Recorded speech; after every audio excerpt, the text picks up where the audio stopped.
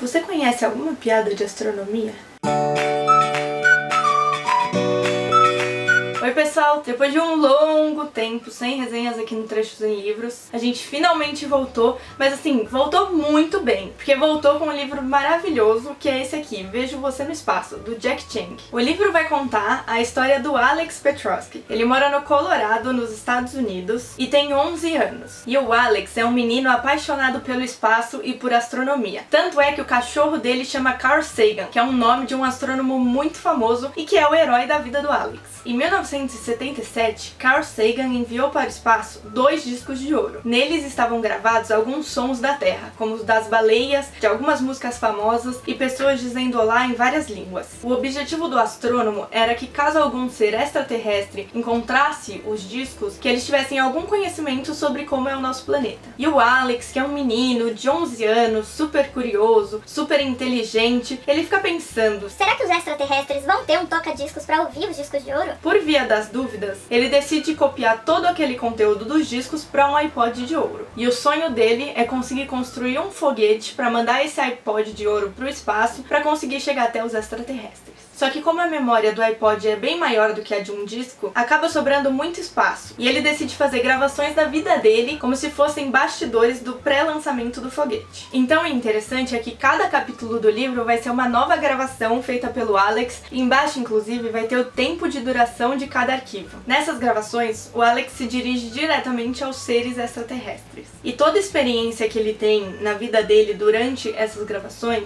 ele pergunta para aqueles ouvintes como seria isso no planeta deles. Então, por exemplo, como é a pele deles, se eles têm uma ou várias cabeças, ou nem têm cabeça, se eles vivem em casas ou não, se eles sentem tristeza. Logo no começo do livro, a gente percebe que tem alguma coisa errada no núcleo familiar do Alex. Ele vive sozinho com a mãe dele. Só que essa mãe, ela parece um pouco inerte, como se ela vivesse no mundo particular dela. Então o Alex explica que ela tem dias quietos, ou seja, ela fica o dia todo vendo TV ou caminhando pela cidade, e nisso a mãe acaba não cuidando nem de si mesma, nem do Alex. E o Alex, por viver sozinho com ela, ele acaba assumindo esse papel de cuidar da família. É o Alex que faz a comida pra eles, ele que limpa a casa, ele que cuida do Carl Sagan. E quando o Alex quer dinheiro pra alguma coisa, ele inclusive faz um bico no posto de gasolina, arrumando as revistas da loja de conveniência. E apesar do Alex ter um irmão mais velho, o Rony, ele mora na Califórnia e é bem distante da família. Então, basicamente, o único vínculo do Rony com a família é sustentá-los financeiramente, porque ele não costuma visitar os dois, inclusive ele nem conhece o Carl Sagan ainda. E é nesse contexto familiar que o Alex se torna uma criança muito independente e muito responsável. E o menino fica sabendo de um festival de foguetes que vai ter no Novo México. E nisso ele vê a oportunidade perfeita para lançar o seu foguete com um iPod de ouro pro espaço. E como a mãe dele não liga muito pro que ele faz, desde que ele não a incomode e faça o jantar, o Alex prepara várias marmitas para todos os dias que ele estiver fora, deixa pra mãe dele, pega o Carl Sagan e vai sozinho de trem até o Novo México. E o Alex tem uma mania de contar pra todo mundo a história dele. Então todas as pessoas que ele encontra ficam chocadas quando descobrem que aquele menino de 11 anos tá viajando sozinho até o Novo México. Só que pro Alex, ela é uma mãe muito legal, porque ela sempre deixa ele fazer o que ele quiser. E aí vem uma problemática do livro. O que é a mãe legal? Aquela mãe que cuida, protege, tá sempre presente? Ou a mãe que deixa fazer qualquer coisa porque quase não tá prestando atenção no filho? Na viagem do Alex até o Novo México, ele vai fazer uns amigos mais velhos bem peculiares. Eu não vou falar tanto assim sobre eles pra não dar spoiler, mas o menino acaba criando laços que são muito mais fortes do que com a própria família. E acho que a grande reflexão do livro é justamente essa. O que é o conceito de família? A família é necessariamente formada por laços de sangue? Ou de fato são as pessoas que participam da nossa vida e fazem alguma diferença? E o livro acaba sendo bastante emocionante. E pra mim foi aquele tipo de livro que eu fiquei muito feliz de ter terminado, porque eu queria muito acabar, porque eu tava super ansiosa, mas ao mesmo tempo eu já fiquei triste, porque eu tava muito apegada àquele menino, e aí de repente a história acabou. E aí você fica com aquele gosto de final de primeira temporada que você quer muito que tenha a segunda, só que como é um livro, não vai ter.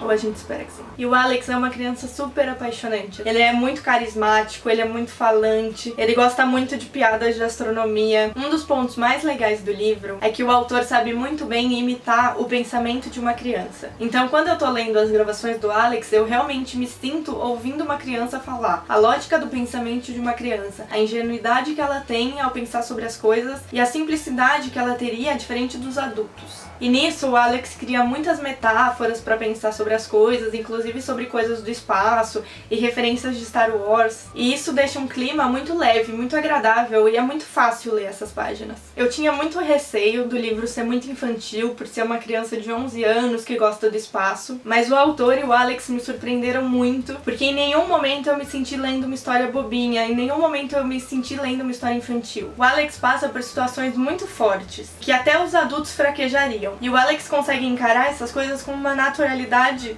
absurda. Que criançona da... Um detalhe bem interessante é que o Alex quer muito gravar um homem apaixonado. Só que ele começa a refletir que em pleno século XXI, ele não deve gravar só um homem apaixonado por uma mulher. Que ele deveria, na verdade, incluir uma mulher apaixonada por outra mulher e um homem apaixonado por outro homem. E isso mostra que as crianças sabem lidar muito melhor com várias coisas do que os adultos. E outra coisa que fica muito explícita enquanto a gente vai lendo a história é que o Alex é muito mais responsável e muito mais maduro do que todos os adultos ao seu redor. Eu não consegui achar defeitos pra falar sobre esse livro, porque eu realmente gostei muito. A história é sim um pouco previsível, só que mesmo assim o autor conseguiu colocar alguns detalhes que deixam ela interessante. Então pra mim o livro foi super 5 estrelas. Essa foi a nossa resenha de hoje desse livro incrível. Se você gostou do Alex, do Carl Sagan e da resenha, deixe seu like aqui embaixo, se inscreve no canal pra não perder os próximos livros que a gente vai resenhar aqui e até a próxima. Tchau, tchau, pessoal!